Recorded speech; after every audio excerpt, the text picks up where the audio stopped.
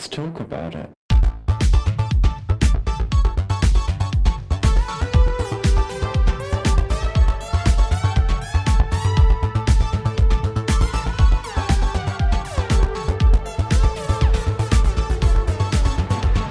Hello and welcome back to Thicc Radio, the podcast where we talk about gaming and everything in its orbit. I'm James. And I'm Tim, so let's get into it. Today on Thicc Radio, we have another Tim, and for the sake of not getting us confused, we're going to refer to our guest as Fatty Boomba Tim. Yay! Fatty Boomba Tim. How you doing, Fatty Boomba Tim? I'm very well, thank you. How are you guys? I'm doing good.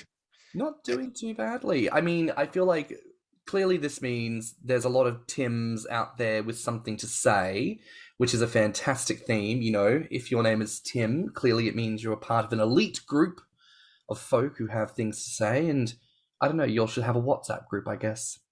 Do you know, it's actually kind of rare for me to run into other people with my name. As common as it is, I don't know. I know of one other person in my entire gay social circle that also has the name Tim. Like, it's just, I run into more people named Jason than anything else. See, in London, I think it's like Michael or David. They're the gainer names. Every gainer is named David or Michael. I agree with that, yeah. Yeah. There aren't, to be fair, I don't know many Tims in my lifetime. But the ones I do know, we're all kind of chatty in their own way. Nice. So that kind of fits the bill. Well, Fatty Bombard Tim, how are you doing today? Are you well? Are you well fed? Yes to both. Yes, Fed, watered. I'm a perfect breed right now for this time of year. And look, just going to put this out there and objectify you because the listeners can't see you. You're a little bit fucking fat. So I would expect... You don't know what I'm talking about. Well, listeners, when we get his social medias at the end of this, you can look at the photos yourself and see that Fatty Boomba is the appropriate name for this particular Tim. The more we use that nickname, the more I keep hearing in my head, hey, Fatty Boom Boom. I mean, listen, if listeners want to like groove along, hey, Fatty Boom Boom, like as they listen to the episode, you know, get your steps in. It's all a bit of fun. All a bit of fun. So today we are talking about a concept that we're terming gaining versus the family. And this is a subject we're going to revisit a couple of times because there are different ways to frame it. You know, there's gaining in the family home, there's gaining in how it relates to family culture. But in this particular instance, you know, I think what we're really going to want to focus on is gaining as a concept versus the opinions of the family. And our guest, Tim, you know, I believe you and I have had plenty of conversations where you have experienced this by your own family, correct? Yeah, that's correct. It's daft thinking. What we're going to talk about is things that I kind of think probably just relates to me, but it's probably one of those scenarios where it happens to a lot of people, but no one ever really talks about it. You just deal with it. Well, therein lies the statement. Therein lies the goal of today. We're here to talk through it and talk about your experiences. So just to kick things off, Fatty Boomba Tim, do you mind declaring for the listeners your current weight? So the last time I weighed, I was about 485 pounds. I'm not sure what that is in stone. I think it's close to 34, thereabouts. Just a couple. Just a couple. And 485 pounds is well over the 200 kilo mark for any of our metric listeners tuning in. And you, from memory, have you always been a larger boy, or is this something that's only really come about as you've pursued the gaining journey? It's only something that come around while gaming, to be fair. I mean, I've been asked the question before, but I started gaming when I was about 175 pounds. Bloody hell. And how old are you? I know. So at my height, which I've always been tall because I'm 6'4", and when I was that and 175, I was like a rake. I was like tall and lanky. So it's just a bit different now to how I was. Yeah, instead of tall and lanky, now you're big and fluffy. Fluffy's a brilliant word. What was that, you know, because of course we get that from Gabriel Iglesias, who's so funny. What did he call it? The 5 stages of fat, which is big, healthy, husky, fluffy, and damn! And he said, you know, in recent years, due to the obesity epidemic, you know, he's had to add a 6th which, there's now big, healthy, husky, fluffy damn and oh hell no. Because how do you know when someone's hell no? Like, you see them walking towards the elevator and you hold out your hand and go, hell no, you ain't got no here with that. So I don't We know. can attest to that. We can Ooh. attest to experiences like that. Oh goodness, Grommr the Seas 2022, the flashbacks of the elevator, stop it. I'm so glad I was not in that elevator. That's all I have to say. Oh, it was a hell of a time, let me tell you. Fatty Bombard, we'll tell you more of the story off air. But let's just say that we crunched the numbers and we managed to get the equivalent of an adult male rhino onto a lift, and it still worked. So, I love how you know that. I had to look it up. We were very proud of ourselves. They gave me the combined weight, and I was like, well, what weighs as much as that? I'm like, oh, y'all weighed as much as a rhino. Beautiful stuff. That's perfect. I do feel like those of us who go on the Grommr the Seas next year should have shirts made up where it's like the Chubby Rhino crew or something like that. Like, I survived the Great Elevator Catastrophe. But anyhow, esteemed Tim, Fatty Boomba Tim, can you please explain for the listeners what your current living situation is like? So, I mean, I've lived. I live alone currently. I live in a rented place in north of Nottingham. I've lived in here for about 7 or 8 months by now. Before that, I lived in shared accommodation. But I've always kind of lived. I've not lived at home since before university. So I've always kept to other people, living with friends, living with roommates, house shares, flat shares, that kind of thing. It's only recently that I've kind of delved into living on my own, and it's such a freeing experience. I thought living with other people would be freeing, and it is, to be fair. It was a great time to socialize and meet people, but this, living on my own, is much nicer. That probably sounds really daft, doesn't it? But no, it does. It just feels lovely. It doesn't sound daft at all. I mean, I think many of us underestimate what it means to live on your own and what it means to support yourself as an individual. I myself have never had the opportunity to live purely on my own. I've either lived with housemates or I've lived with just my partner, But I've always wondered what that must be like to have full reign and control over a living space, and I imagine it must be just fantastic to truly just go whatever the fuck you want, being able to do that, Yeah, that's nice. But like for me, when I was living alone, honestly, the only thing I did not like about it is I just don't like to be alone in the house at certain times of the day. Like late at night, I don't like to be alone. So that would give me some anxiety. But it was nice to know that I could come home and do anything I wanted to. I wasn't, I didn't have to answer to anybody. I didn't have to get anything done if I didn't want to. And I was totally in control of the whole space. I mean, you probably can't sit, well, listeners obviously won't be able to see this, but you could probably, I mean, my sofa is right behind me. I'm at my desk at the moment, and it's probably like 3 steps, my steps, from me to the fridge, and then probably like 3 steps again to the oven. So I'm very comfortable, especially during work from home, this is my space, my little cave upstairs. But keep in mind, as tall as you are and as big as you are, if you get any bigger, you're going to outgrow your apartment. Yeah, that's very true. And you're not the first person to have noticed and mentioned that.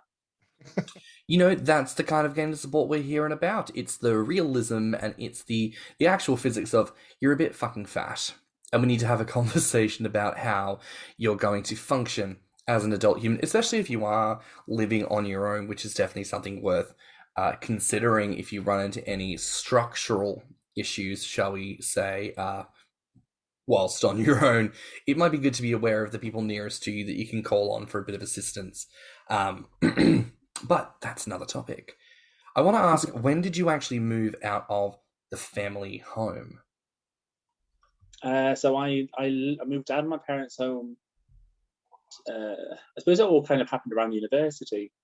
I mean, that's the kind of branching out for a lot of people, I suppose.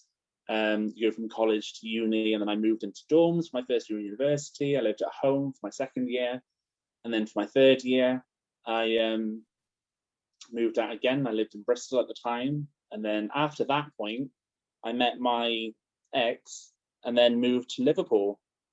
And then kind of from then onwards, I've never gone home. So that was probably last year of uni, which would have been when I was 21, so 8 years ago. So I've never lived at home for the last 8 years. Lovely. And I think that really kind of frames it from this position of gaining versus the family, because as I say, I think some people do actually gain whilst living with family, whilst sharing a space with people that are close and intimate with you. But in your instance, as you say, your gaining experience has occurred almost entirely separate from your lived situation with your family, which I imagine probably brings about its own line of questioning. When people can see it happening in front of them, they don't necessarily think to question it as much, because they just get it. It's normal. It's normal to see the person that you've seen every day. At one point or another, it'll dawn on them and they'll go, oh, they're fat. But in your instance, because you've lived away for so long, as you see them periodically, no doubt they've seen you as you've gained an extra 100, 200, 300 pounds. So with that said, how do I want to ask this? What the reaction to that was? Kind of. So what was the breakdown of your weight gain between living at home and living away from your family? So I suppose I want to ask, before going into how your family responded, I want to know, what was the culture like in your family about weight and food prior to you starting gaining and prior to that kind of exploration of self? I suppose we've never been a weight conscious family until something happened with my dad while I was at university. Before that point, it was always, I suppose, just growing up, we wouldn't go out to eat necessarily very often. It would always be home cooked meals. My mum wouldn't buy in like a lot at home. It would be you wouldn't snack, you just wait for dinner, that kind of jazz. So we never ate badly when I was growing up. Although my dad, I suppose, was somewhat overweight in my teen years while I was growing up, which led into an event that happened, I suppose. So my dad had a double cardiac arrest when I was 18, 19. He was airlifted because my mum were on holiday at the time. He was airlifted to a hospital, and then I didn't know if he was going to make it or not. But post that, he did survive, thank God, and he was a different man after that experience. And I suppose that was a pivotal moment in our family in terms of how our family viewed food, because the doctors and specialists at the time when we were down seeing him couldn't attribute anything to it apart from his weight. So that was the diagnosis. At the end, he suffered a double cardiac arrest due to him being overweight. So after that point, when he got back, and for the remaining, what did I say, that was between the last 10 years, my family had been very weight focused. So my sister is like the polar opposite to me, in almost every regard. I mean, she's wafer thin, she runs marathons, she wants to do like triathlons, she goes to the gym 6 out of 7 days of the week. She's entirely health conscious, and my family are more now, understandably, after my dad's episode, which makes it difficult. I suppose it's interesting to consider, all it takes is one thing like that to shift a person or an entire family unit in a certain direction of belief when it comes to fatness and weight and health. Because, of course, Tim, as a nurse, you can probably understand that double cardiac arrest, there are probably any number of things that could cause it aside from weight, correct? Yeah, I mean, Of course, they're going to point at weight first, and they're going to say, well, this is probably why, because there's a lot of extensive like blood work and tests that you have to go through to find a definitive answer. And Occam's razor, the simplest answer is usually the correct one. And most doctors, unfortunately, assume that weight is the correct answer just by looking at a person. They're like, well, that happened because you're fat. You had a heart attack because you're fat. You might not have had a heart attack because you're fat, but that's what they're going to say to you. Sorry, I picked a bad time to like eat. It's got to be done. I mean, that's the game of fantasy, isn't it? I'm too busy. I have to work and eat at the same time. I mean, maybe that's how she gained 17 pounds on Grommr the Sea's cruise, honey. But, you know. Thanks for bragging when the other person here hasn't gained a single ounce from that cruise. I know, I'm sorry. No, You that's what gain it is. perspective. But I think that's a very important point to bring up, Tim, that there are so many other things that could lead to something like that. And while it's perfectly within your family's right to take that direction of health and do what they want to do, it's interesting to think that actually his weight may have not been the reason he had a heart attack. It may not have been the reason that caused any of it at all. But health is now the direction your family's going in. And if it turns out one day that double heart attack happens again, and unfortunately succeeds where the last one failed, they do the research, they find out, oh, there was a tumor, there was a something that caused all of this. And then you get to pause and reflect and go, 10 years of body misery and health focus, all based around an untruth. Just to put things in perspective, I'll let you know that potassium is like one of the most important electrolytes in your blood, but it's also one of the most dangerous, because if your potassium levels are too high or too low in either direction, you can have a heart attack. And those things, potassium can be affected by medications you're taking, your diet, external factors. So, it's not always just, oh, he ate too much and his arteries got clogged with fat. Like, that's, of course, the simplest explanation, and that's why doctors go with it, but it's not necessarily the truth. And I suppose the reason I want to sort of focus on that just for a moment here is because in the wider culture, there is such an importance and a focus laid on health. And I think it's very important to acknowledge, excuse me. Tim, you look so classy, bitch, aren't you? I think it's the first like spontaneous, like just belch or some other kind of interruption that's come out of you, because usually you're the chatterbox, and I'm always having to put myself on mute because I'm coughing or sneezing or sniffling or belching, whatever, and then you're just like, nope, there we go. I mean, don't get me wrong, I'll cut it out of the final episode, but I will save that sound effect for when I do more of the audio stuff that we're looking to do, It's always good to have an authentic, like, crunch, belch, whatever kind of a moment. But I digress. Or should I say, I digest. Thank you. So I just think it's important because it's such a focus in the wider world that we take a moment to appreciate that when medical professionals give us some feedback, that it may not always be in our best interest, and we should make the effort to question it and determine if it's the right thing for us to do and to engage with. So with that said, we have this understanding, you were thin whilst you were living at home. Your family thought and felt a certain type of way. You've done all your gaining outside of the home. Changes have happened in the meantime.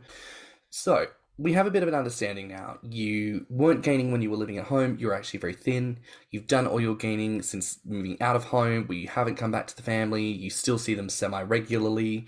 You've gained a substantial amount of weight. I think therein lies the question, how has that experience been, and how has your family responded to your weight gain, especially now knowing that there was this event that occurred in your family history where they then became very health conscious? Can you talk us through that? I suppose while I was with my ex for years that I was living in Liverpool away from them, that when I came home, they were just, I don't know, probably didn't say anything in terms of those early years regarding my weight. But afterwards, when we split up and whatnot, every time I'd go home, I'd get, well, not even every time I go home, because I call my parents probably once a week, which a lot probably doesn't sound like very often, does it? But I'd call them and I'd get the usual questions. Well, you get the usual response, like, how are you? What's going on? How's work? The niceties. But then you'd also get, what have you had to eat lately? What's for dinner? And I know my mum, and she's crying because she's trying to understand what my eating habits are like, what my diet's like, so that she can kind of just get some input there. And she would. If I said I was having, I don't know, say it was a Friday and I was having a takeaway because it's Fat Fridays, as you do, I'd get, well, you really shouldn't be eating that. Why don't you have this instead? Or why didn't you get one of those meals? They're cheap and they've got less saturated fats and all this other. And she must have had like a manual to hand of like Weight Watchers meals or lower diet alternatives for when she was calling me up on a weekly basis for new things for me to try. But when I did go home and visit them, it led to some very soul-crushing experiences with my family. I can imagine. I think probably the worst experience that I had, second, and I was thinking of something and then I just thought of another thing. Two bad experiences I know to hand that I've had with my family with regards to my weight is I drove home. My car was quite dirty at the time, so me and my dad was like, "Oh, let's go and take the car out for a wash." We did that. So we're in the car wash, and it's one of those where obviously the machine just goes over the car and does it and whatnot. So we're just in the car. It's stationary. The doors are locked. I can't go anywhere because it's washing over. And my dad just kind of turns to me and says, "I don't want you to die before I do." And so I'm just stuck in a car wash. I can't get out. And I just got to deal with this situation with my dad thinking that I'm going to die before he is. And I understand where the worry comes from. I truly do. I truly understand it. Because he cares. But it's not a conversation I did want to have with him. And I suppose at the time I went along with whatever he thought I wanted. I went along with what he wanted to hear. With that I was going to lose the weight for him, and he was happy, and that's exactly transpired that way. And another time was over a Christmas, probably not last Christmas before. Ryan and I was at our dining room table having like breakfast on like the day after Boxing Day, because I was driving home because I had to work the following day.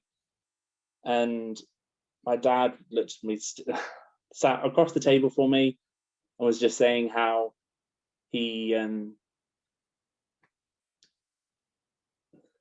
because I'd made him promise not to challenge me on my weight when I came home, and he did good, to be fair, give him credit, he did do well for 3 days, not to bring it up. And then on the last day he did, he found warranted that he'd been good for 3 days, he was going to get his 2 cents in before I disappeared. And he was like, "I'm worried about you. Are you depressed? Are you upset? Is it something we can help you with? Is it what's going on? Like we want to help you with it." And I could just see my mum in the corner of my eye just tearing up. And then she started crying, which set my dad off. And she said exactly the same thing that he did. "I don't want you to die before I do. I don't want you to die young." Which, to hear from your mum say to you, the woman that gave birth to you, that you love more than anything, and I just couldn't. I just had to like console her in that moment and just comfort her that it wasn't going to happen. Obviously, I don't know the future, but that's always a difficult conversation to have. Yeah, I mean, I've talked before about how family, they don't always approach it the best way. they often fumble with what they're trying to say to you. But I do recognize that a lot of times it can come from a place of love, no matter how negative it might sound. Now, some family members are just straight up negative. A toxic interaction with a family member is like, but it's hard when you know that this particular thing that you do makes you so happy, but it causes concern for other people, you know? And it's a difficult position to be in, to tread that fine line between asserting yourself and saying, I'm happy, this is what I want to be, I think I'm good, while also trying to assuage the fears of the people who care about you. I want to ask, while I can imagine those situations must have been awful, just awful to experience, do you feel that in the current day and age, do you feel that you've found a way to assert yourself on a personal level with your family, or is that something that you're still working on to try to find the balance? It's something that I'm still struggling with, because I've got a friend who's always from Grommr, who lives nearby me, and I vent to him. We've got that relationship where I can just talk to him about everything, so he knows exactly what my family dynamic is. And he kind of has to pick up the pieces with me every year after Christmas, because I live 3 hours away from them, so I have 3 hours driving down, dreading how they're going to react and what they're going to say, and make plans and contingencies in my head for how I'm going to cope or react to situations, to try and keep things minimal and not cause an argument over a holiday season. And then I've got a 3 hour drive back dealing with my emotional turmoil, with regards to trying to amalgamate my weight gain, my happiness, and my love and appreciation for my family, and trying to make everything tie up and match. And he's normally the one, because I normally come back, and then it takes me a while to kind of tie back in that I gain because it makes me happy. I understand my family don't like the, what's the word, consequence of the gaining, and it scares them. I just have to kind of reassert myself a little bit, with other friends' help and support, that I'm doing this because it makes me happy. And then I haven't found a way yet to sort of assert myself at home, because I suppose the gaming thing coming out of the fridge is the second one to, I'm out with my family, but they still don't appreciate, they don't want to know any of my gay lifestyle stuff. So I'm a different person when I'm around my family to when I'm around anybody else on earth. It's a form of code switching that I'm sure, you know, a lot of people in different minority groups are very well aware of. You know, and I just want to commend your bravery as well for trying to assert and beginning that process of asserting your sense of gaining with your normal life. Because, you know, we've often said on the podcast, it's not about necessarily standing up and handing someone a pamphlet that says, I'm a gainer, here's what you need to know. But sometimes it's about saying, I'm actually just comfortable being this size. And while I can appreciate your feedback and your concerns, I need you to know that I'm not taking that on board. I need you to know that it's not actually benefiting me. I need you to know that that's actually making it more difficult for me to live my life in the way that is correct for me to do. And, you know, I just have to commend you for doing that, because especially at your current size, you know, when you're a bit smaller, I would say around the size of Tim and myself, you know, we're at the sort of arguable size where you could say, oh, they're just dirty bulking, or oh, they're a bit overweight because they're not looking. You know, they can still turn it all around. It's not too bad. It's not too bad. Whereas arguably at your size, you've reached that point of quote unquote no return, where if you go any further, you'll be in a mobile blob and 3 seconds away from a heart attack, and you'll explode just like Mr. Creosote on that one Monty Python sketch. You know, because that's how the non-fat mind works, basically.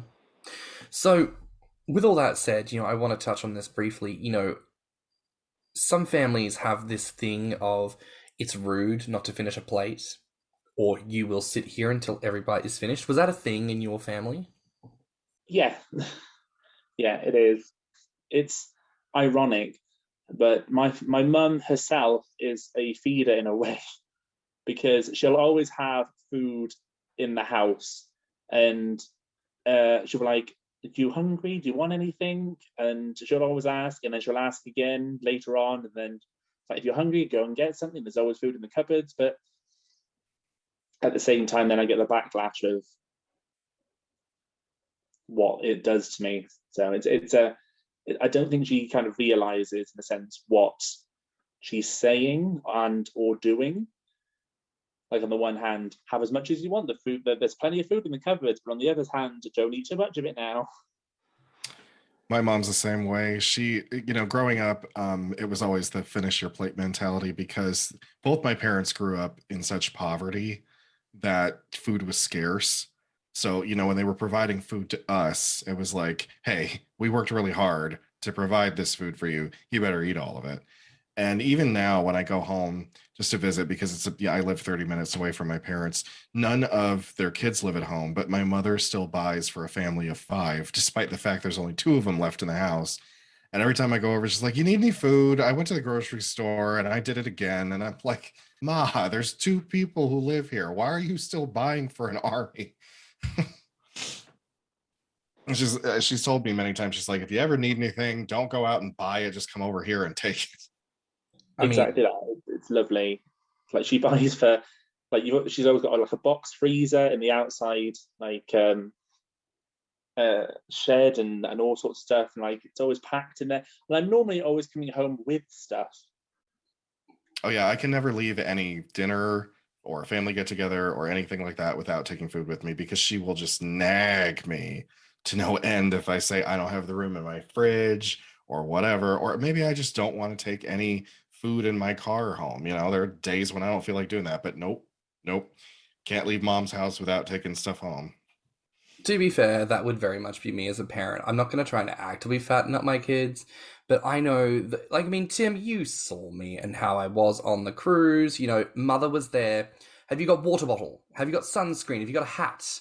Have you got your sea pass? Are you ready? Have you had your medication? We're getting on the bus. Are we on the bus? Are we on the bus? Who's getting on the bus? Are you on the bus? Who's taking photo? Who's taking photo? Where is Jason? Who has got the bags? Who has got the towels?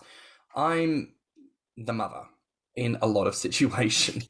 So I'm the father because I'm either stoned or drunk, and I can't be bothered to care about anything. Dad's there in the corner, like, I don't know. I don't know what the fuck she's talking about. Ask your mother. She's she's the one handling it. But it's true. Like, I understand that mentality of being the person in a group or a situation who's insistent that, I'm here. I want everyone else to be fine. Let me look at everyone. Are you eating? Are you drinking? Are you clothed? Are you well? Like, what's yeah? What can we do to make this ship run? So I can understand that you get into that mindset very easily. And after 20, 30 years of raising kids, very fucking hard to get out of it again. So I can appreciate the parental perspective of, the never-ending pantry. I've told stories before about my mother. That was never our situation. You've told some very unflattering stories about your mother. She's a brilliant woman and she's hilarious, but my God, when it comes to food and weight bias, it's truly insane. And it makes me wonder to myself, because I've always known that I've had an attraction to fat and to food. It makes me wonder to myself, is there something I've said or done as a child in that unconscious memory that I'm just never going to refer back to or recall, where she's seen me and she's gone, this boy's a little bit fucked in the head. I now need to take a more proactive stance about putting the mockers on whatever the fuck's happening there. Which, if that's the case, sorry, doll, hasn't worked. Just to tell you. But, it's also interesting how that affects the family. Everyone in my family is around 110, 120 pounds. I am obese and have been since I was 160, and I've been told as such. And the commentary has been there, and it happens every year. In fact, I think the most recent conversation with my mother, she told me that she's joined a gym. And I asked her, oh, why? You've never been much of a gym person. She says, well, I quit the smokes, James, and it keeps the weight off. And then she proceeded to swiftly move on to the next part of the conversation, which is, of course, her way of going in with the, get a little jab in there, so that... I think that's why I giggled, because when you said that, I could just picture, from what you've described of your mother, her standing at the kitchen sink smoking a cigarette, looking over at you and thinking that. Thinking, oh, dear God, what the fuck are we going to do about this? Jesus. James, I've got a lovely gentleman that you can go on a date with. His name is Ronald McDonald. Get you a lot of free cheeseburgers. Would you like that? Yes, I thought. We need to turn your childhood into a TV series or something. Oh, girl, I think so. It's quite hilarious that my dad, with all the attempted murder and shit, is probably the more fat, positive parent that I would align myself with these days. It's funny how trauma swings and roundabouts, First half of my life, Dad was the bad guy. Latter half of life, Mum starting to dip her toes into Encanto Abuela territory. It's very, stop it there. None of that generational trauma for me, thanks. I'm looking to eat food, not eat your emotional bullshit. Very that. Oh. Yeah. Like you were going, like your family was gonna change the Encanto song to "We Don't Talk About Bruno" to, I don't know, like take a hold of your handle, like "We Don't Talk About stannnum." We don't talk about stannnum, no. We don't talk about stannnum. Yeah, that has to happen now. Someone has to create that. I mean, I would like to do a parody album at some point of Gainer music, so maybe that'll have to make its way on there. It's interesting to hear you guys talk about this, because I guess I just take for granted how lucky I've been with my family dynamic thus far. I have not really gotten any comments about the weight gain, at least not from my mother and father. Like, I look exactly like my dad, and he is fatter than I am at this point. He's a man in his 60s. So I guess my mother just sort of looks at me like, well, you're like your father, so this is going to happen to you too, thinking nothing of it. But my sister is the one who likes to say something about it, and she's very, very careful of how she says it, because one time, this was right before her wedding, she noticed I was putting on weight, and she kind of teased me about it, but I think it was because she knew that like in a month I was going to have to be in a tuxedo in her wedding party, and she didn't want me like busting out of it. So since then she's been a little bit more diplomatic, I guess, about it, but she's the only one that says anything. I suppose the reasoning for all of this conversation and back and forth is because ultimately the family is a huge influence on life. When we learn how to walk, talk, breathe, when we learn how to do everything that we know how to do in life, we learn that from the family. And when we learn how to eat food and treasure food and have food culture, when we learn these things about finishing your plate before you can leave the table, when we learn about old family recipes that are kept under lock and key from great-great-grandma Yasavska's fucking dirty napkin from the old country where it was written in bad cursive, all of these moments we learn from family, and family, whether we want to acknowledge it or not, has a massive influence on how we approach things. I've said this before in no uncertain terms. I love my family, but they are the reason I live on the other side of the fucking planet. Plain and simple. In order for me to live a fulfilled life as a gainer, I had to move here. And I know on reflection, I had basically hit the wall in my gaining experience in my hometown because everything was so small. You could not get away from anyone or anything. So if I wanted to have the chance to live my life authentically, I had to leave, which is hard to do, but it was the right thing to do. I had to, as an individual, take the entire concept that was my family, my trauma, my personal history and everything, and put it in a box and put that in the corner and say, that is where you will live. And everything else has to come to the fore. So I know that even though it's been a busy 3 years, majority of it stuck in lockdown, it's still been an important 3.5, I should say. It'll be 4 years in June, July, Jesus.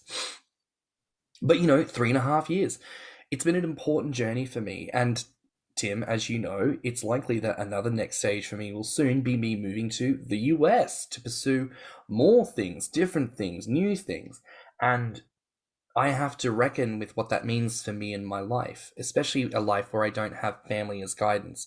Not because I can't have them as guidance, but because I don't trust to have them as guidance. So That's been my journey with family, learning to divorce myself from that trauma and that situation, going, that's not for me. I choose something else entirely different. And if they don't gel with that, that is not my fucking problem. Similarly, with you, Fatty Bombard Tim, I see a similar narrative of you've lived out of home, you're living your own life, you have your own friends, you've had your own relationships, you're doing your own thing, and yes, your family is important to you and they're still there, but you're trying to find that place where you can have them and live your life in the most authentic way, where you can express yourself without dealing with that chagrin, and also to know how to interact with them. To clarify for listeners, because this was a listener question, I just want to ask here. So, do your family know that you're gaining, or is that just your friends? It's basically anyone know. Well, no, my family don't know that I'm a gainer, but I'm pretty open to anybody new that I kind of meet about what I'm interested, because I'm kind of an open book. It's just odd that that book shuts tight when I get home. I know other people that have that it's had a positive effect on them, but I'm just apprehensive that it will be that. And then they know, and then every conversation going forward for the rest of my life, they know why I put on weight. And I feel like it'll just fracture my relationship with my family more and just divide us apart. Like the way I've got it now, I'm kind of here, and when I only go and see them to catch up with them or to see them for birthdays, Christmases, special events. But then every other day of the year, I can be myself. And if I told them, then it would probably just cause more drama, and more distance that I'd have to create between me and them. I can definitely see the struggle in that, and I think to me, it just brings up this point that, family can be damaging even when they don't intend to be. I mean, in Kante, we made this joke before about Bruno, but it's fucking true. Generational trauma is a thing, and you can instill different negativities and different stresses and struggles onto different people with different inflections and at different times based on different stimuli. So it's all one thing to say, we're a family, we're health conscious, we're just trying to put some pressure on you because you're fat and we want you to lose weight. But also, as you say, your sister is now someone who's very, very health conscious. That's an effect that situation's had on her, and it's manifested in a very, very different way, which means the people in her sphere of influence will be influenced by that same trauma when it encourages them to make a certain focus on certain foods and certain activities and lifestyle habits. So you never know where your actions will end up treating other people. And I find it interesting, as much as we circle around to this idea of it's just about weight when it comes to the family dynamic, I get the sense that affects your entire relationship with them. So actually, weight, even though it's only one facet of you, albeit a large facet, it is only one facet of you, it still affects almost the entirety of that connection. Not because you want it to, but because this is how they have framed it as an issue or a point of concern. Your weight threatens their ability to connect with you, or their ability to love on you or support you. And I find that so telling of fat bias. And I always think to myself, if people could only understand what that meant to the person on the receiving end, if only people knew what that meant to the person who had to listen to the vitriol, I think what that's done for me is I'm now as independent as I possibly can be. I mean, I'm not reliant on anyone for anything. Like, every bill is in my name, my car I own, everything. My job's very well. Like, it would sound awful, but I'm not financially dependent on anybody else, because I can't have that connection with them. I need to be able to break away, and then my world is my world. I don't need to have them in it, which sounds really sad, doesn't it? No, I don't think so. I mean, I think sometimes you have to I call it letting people go with love. Like sometimes you just do have to step away, and it doesn't mean you don't care. It just means it's for your own mental health reasons. You have to step away from a situation, even when it's family. That's a difficult one. I find it just very difficult to step away from my family, because it's always been, like my dad's described it before, it's the four of us in a circle, fuck everyone else. Like, it's the four of us. We are the family unit. Nobody else matters to me. That's how my dad sees it. And it's the people in that circle that like he cares about. And when things happen to people in that, that's when he kind of puts you under the microscope. What's going on with you? We need to address this. We need to make sure that the family unit is strong. Which is really lovely. I mean, It is. many people don't get that kind of love from their family members. So, I mean, like, that's the same situation with my family. We're very tightly knit. We are a clan. And, you know, it's kind of like us versus the world sort of situation. And it's hard for me to like step away from toxic behaviors within my family sometimes. Like, I end up getting embroiled in drama between family members when I don't want to, but because I care so much about them, it's just sort of the position I get put in. Which makes it difficult when they've got views and opinions and a stance that is obviously very different to your own.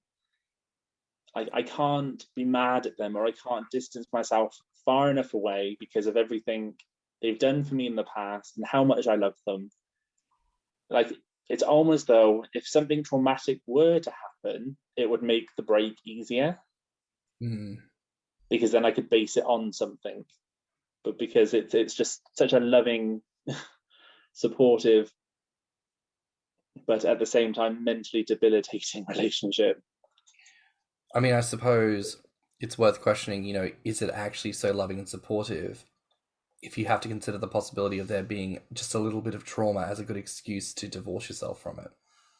And that's not to call out anything there, but, you know, I think for anyone listening, especially people who consider their family in such high regard, like I said, for me, it was very important to reach a point where I had to know where my family had to be in my life. I had to put them in that box, and I've never taken them out of it.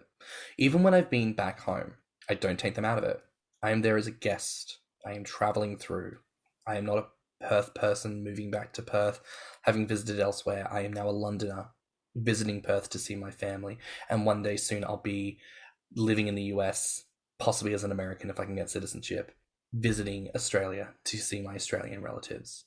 It's not to be distancing difficult, it's not to be problematic, but for me, that's been the right choice. And I feel like ultimately that's kind of the question that this episode is going to ask, is what is the right choice to make?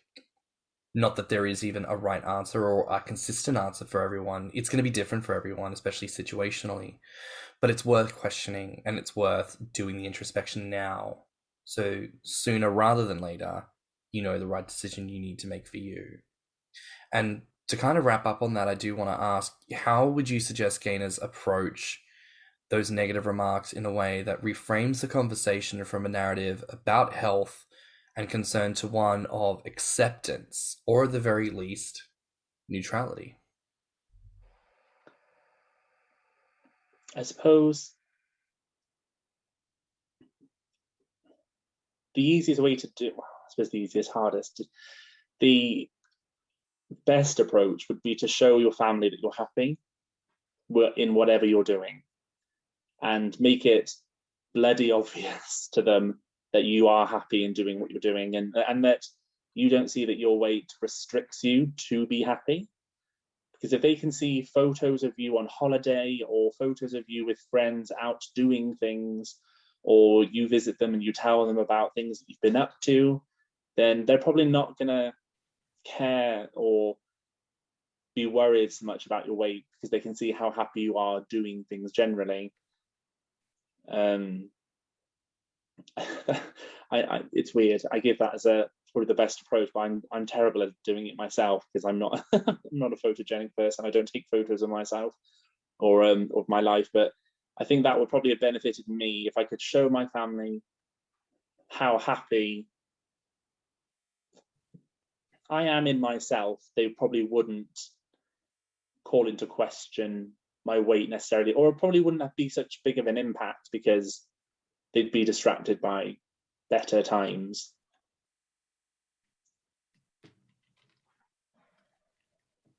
No, I think that's fair.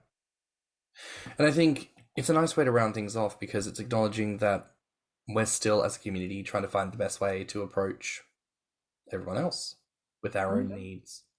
And I think as we have this conversation more people will determine a sense of the best way forward, the way that works for most people. And I don't know. I think this is a fine place to start, because I think if we don't talk about it, we're never going to overcome it.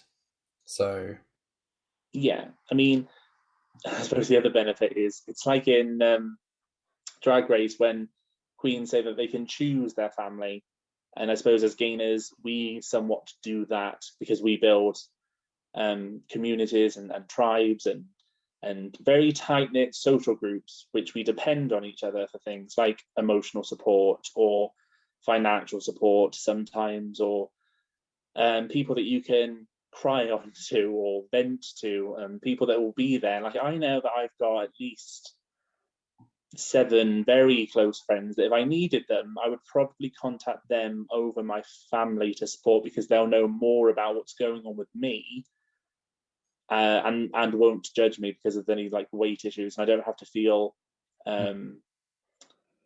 uncomfortable in that situation.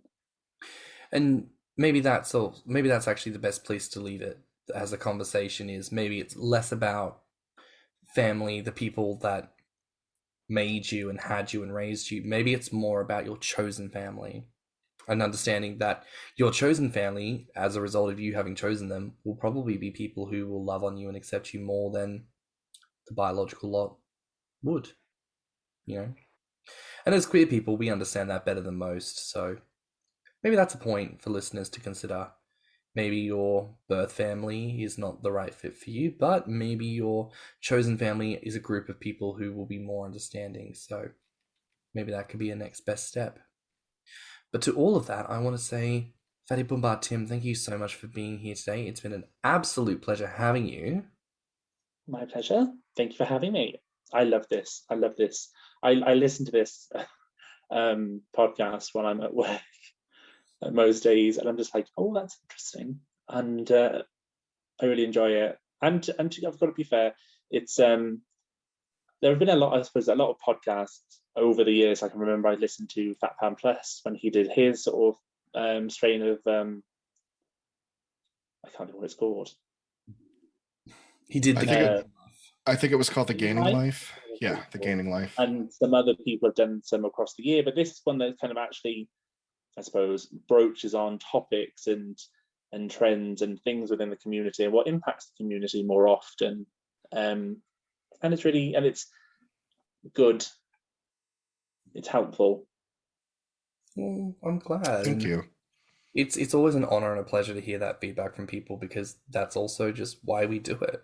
You know, it's an effort to put it all together, but it means everything to hear people resonating with what we're trying to do. So thank you so much for your kind words. Where can people find you on the internet? The internet. I suppose the biggest place that I'm active really is Grommr, which would be butterballt. I suppose I kind of feel like I've missed like the Instagram stuff, so I should probably get into that at some point. But Grommr is pretty much the best place to find me. I'm always chatty. And that's a wrap for now here on Thicc Radio. Please remember to like and subscribe, rate us 5 stars, and leave a good review. If you like this episode, the podcast, or just us in general, share it with your friends and encourage them to tune in. As always, you can find me on Instagram at stannnum. And you can find me on Grommr as Orpheus. You can find me on Instagram, Twitter, YouTube, and TikTok at ThiccyMouse. So until next time, bye, Fats. Bye, Fats. Bye, Fats. Let's talk about it.